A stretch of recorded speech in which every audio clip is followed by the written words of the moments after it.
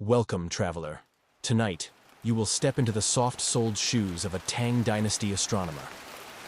The world you enter is veiled in rain and incense smoke, a quiet corner of 8th century Chang'an, the imperial capital. The city, once the largest in the world, sleeps under a sky of heavy clouds, its lanterns glowing faintly behind papered windows. You are one of a few entrusted with watching the heavens for signs, for seasons, and for secrets that only stars reveal. As an official astronomer in the Bureau of Astronomy, your role lies at the boundary between science and state. You are not merely a stargazer, but a custodian of calendars, a weather reader, a keeper of cosmic order. Your observatory, perched on a low hill northeast of the city walls, is simple but precise. A timber-framed hall open to the sky, where water clocks tick steadily beside bronze armillary spheres. Tonight, the rain makes direct observations impossible, but your work continues. You rise from your woven mat before dawn, the rain whispering against the tiled roof. Outside, water trickles down stone steps, pooling in the courtyard where your apprentice sweeps away fallen petals from the paulownia tree. You make your way to the registry hall, where previous night's records are stored. A fresh scroll waits at your desk. Though you cannot see the stars tonight, your calculations will carry you through. Your first task is to check the state calendar. The Tang court relies on your bureau to align its ceremonies, harvests, and military campaigns with the movements of heaven. You compare recent eclipse records, planetary alignments, and the known cycles of lunar motion. This year, the 25th of the Yuan era, has been relatively stable, yet an unusually bright star appeared in the eastern sky last month. You suspect it may be a nova, though it is too early to confirm. With brush and ink, you annotate your findings with care. Every character must be precise. Your reports are copied by scribes and delivered to the imperial court.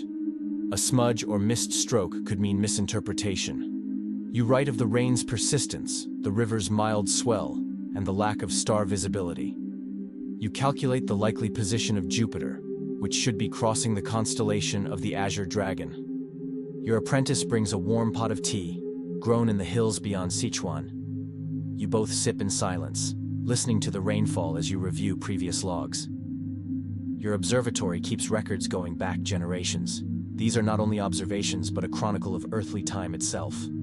In the scrolls of your predecessors, you find notes from the reign of Empress Wu Zetian, when a comet was seen blazing for weeks, and constellations shifted in the court's favor.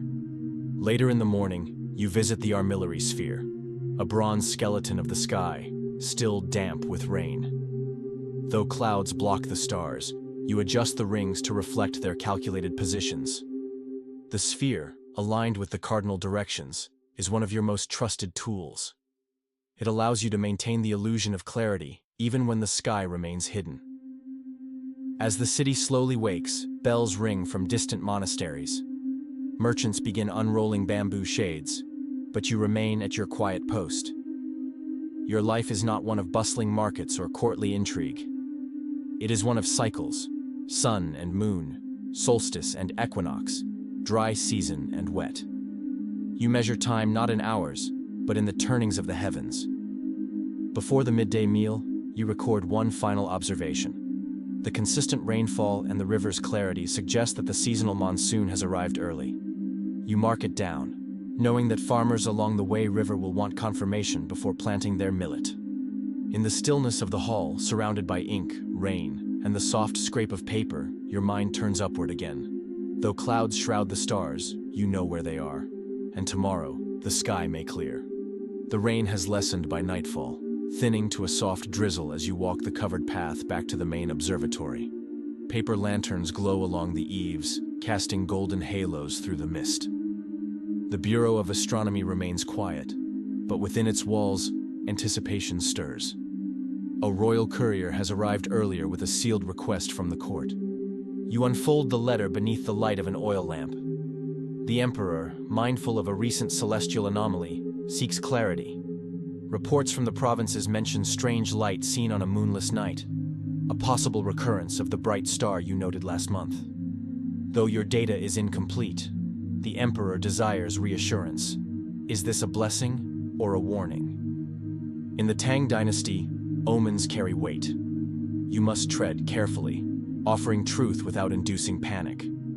With a careful hand, you draft your response. You mention the star's brightness, its likely classification, and historical parallels. You recall a similar event during the Han dynasty, which preceded a prosperous reign. Whether this anomaly mirrors such fortune is not for you to decide. But your tone is calm, your reasoning firm. After sealing the document, you descend to the lower chamber, where your apprentice prepares the star charts. Together, you consult the Suzhou planisphere, a silk map of constellations used since the Zhou era.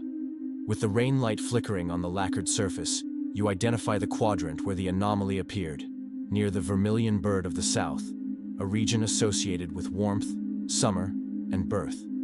You nod to yourself. It is an auspicious sign. By midnight, the rain has stopped. Clouds part slightly, revealing a glimmer of stars. You and your apprentice climb the narrow stair to the rooftop deck. There, beside a shallow basin of still water used for reflection, you finally glimpse the heavens again. You align the armillary sphere, its rings damp but obedient. One by one, stars fall into place.